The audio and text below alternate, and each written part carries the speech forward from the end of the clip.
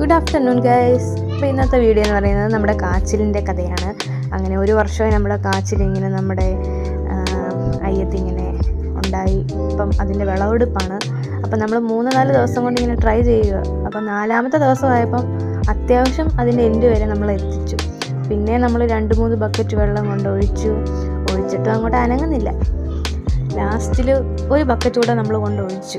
അപ്പം ഞാൻ ഈ ലാസ്റ്റിൽ ഒഴിച്ച ആ ബക്കറ്റ് വെള്ളത്തിൻ്റെ വീഡിയോ ആണ് നിങ്ങൾ കണ്ടുകൊണ്ടിരിക്കുന്നത്. അപ്പം ഇത് 4-ാമത്തെ ദിവസത്തെയാണ് ഈ കാണുന്നത്. അപ്പോൾ ലാസ്റ്റ് നമ്മൾ വെള്ളം ഒഴിച്ചു, അതിൻ്റെ അങ്ങ് എൻഡിൽ വരെ നമ്മൾ എത്തി.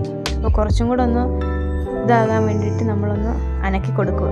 അങ്ങനെ അനക്കി ലാസ്റ്റ് നമ്മുടെ കാച്ചിൽ കുട്ടൻ വെളിയിൽ വന്നു. ഗൈസ്, ഹൗസ് ഇറ്റ്, എങ്ങനെയുണ്ട് നമ്മുടെ കാച്ചിൽ? അമ്മയുടെ മുട്ട് വരെ ഉണ്ട്.